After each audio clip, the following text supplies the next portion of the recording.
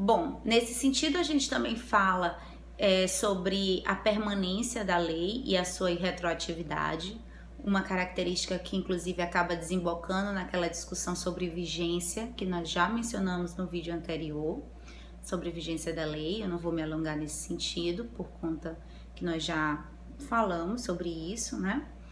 E a lei, ela também ela é circunstanciada por um território, né? Ela tem uma limitação territorial para o seu exercício. Pois bem, outra questão importante para tratarmos, eu estou aqui pescando das minhas anotações.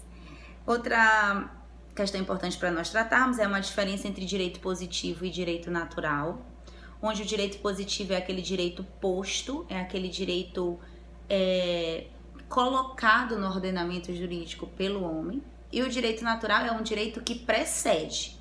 Antes mesmo da existência de uma lei que declare esse direito, ele já existe. É quase como se fosse um direito inato, um direito natural próprio do ser humano, tá? Então existe essa diferença entre o juspositivismo e o jusnaturalismo, e ela é basicamente sobre isso. Quais regras elas são tidas como direito em razão de estarem postas, positivadas, e quais regras independem dessa positivação, são produto de um direito natural, tá? Então existe essa diferença também que a gente precisa compreender.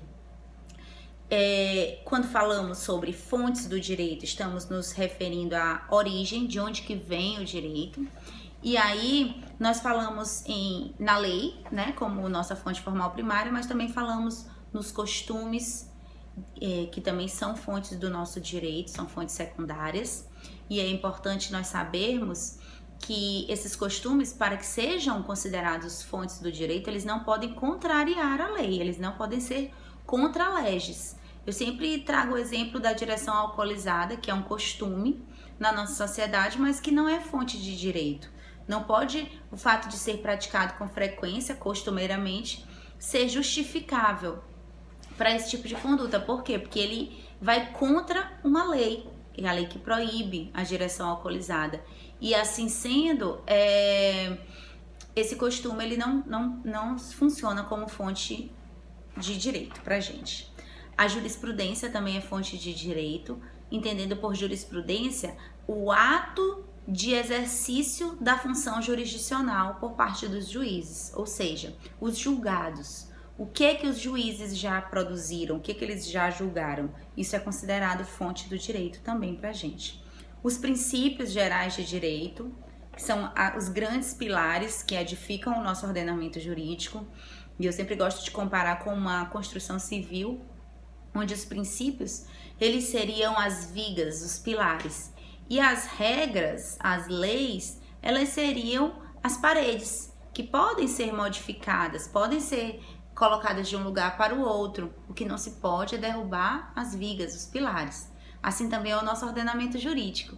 Nós temos princípios, eles são de mais difícil modificação, para não dizer imutáveis, e já as regras, elas podem ser alteradas com uma maior flexibilidade, a depender do movimento da própria sociedade, sem que isso represente uma afronta aos princípios, que são conteúdos normativos mais robustos, né? Mais robustos na perspectiva do significado, possuem mais significado, agregam mais significado para uma determinada sociedade. Bom, já disse e repito, o direito é dinâmico e a prova disso são as inúmeras alterações que nós temos nas nossas legislações. Recentemente tivemos uma grande reforma na Previdência, uma grande reforma na legislação trabalhista, e isso reflete quão dinâmico e quão necessário é esse movimento, essa abertura à dinamicidade do direito, porque se o direito ele não é um fim em si mesmo, se ele tem como justificativa a sua aplicabilidade para dirimir conflitos em uma sociedade, não haveria motivos para que ele ficasse enclausurado no mesmo formato eternamente. Então o direito é dinâmico e à medida que a sociedade vai se modificando e ele vai se tornando obsoleto, inadequado, nada mais natural do que a sua alteração. tá? Contudo, essa alteração ela não pode ser de qualquer forma, sob pena de prejudicar a nossa segurança jurídica. Então, nessa concepção de Estado constitucional de direito que nós vivemos, que é um Estado que divide, né, o poder em executivo, legislativo e judiciário, a competência para a criação de novas regras ela é originária do poder legislativo, né? Salvo raríssimas exceções de, por exemplo, medidas provisórias, que têm autorização de lei para serem criadas pelo Poder Executivo, embora imediatamente depois da sua criação, necessariamente elas devam ser encaminhadas para o Poder Legislativo, para sanar esse vício de origem, que é uma deformidade, podemos dizer assim, desse modelo de tripartição de poderes. Porque se é ao Poder Legislativo que cabe essa função de criar leis, por que o Executivo vai criar uma medida provisória que é um tipo de lei?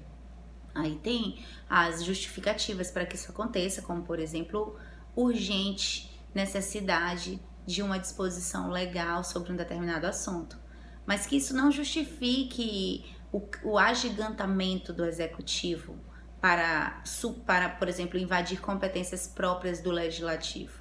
E sim que isso resolva um problema pontual, mas que imediatamente após esse fato, essa solução, que esse conteúdo legislativo seja redirecionado para o poder a quem compete, de fato, tratar, criar as leis, que é o poder legislativo. O Código Civil, então, ele é dividido em parte geral, parte especial e parte complementar.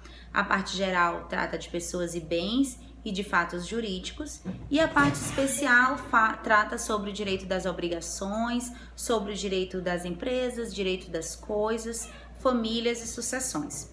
A parte complementar trata sobre as disposições finais e transitórias, tá? E nesse sentido, eu ainda anotei aqui para a gente mencionar sobre uma breve retrospectiva histórica, né, sobre o direito civil no nosso ordenamento jurídico. O direito civil, ele basicamente foi originado no direito romano. Depois disso, o direito moderno veio trazer um contorno mais individualista para o direito civil.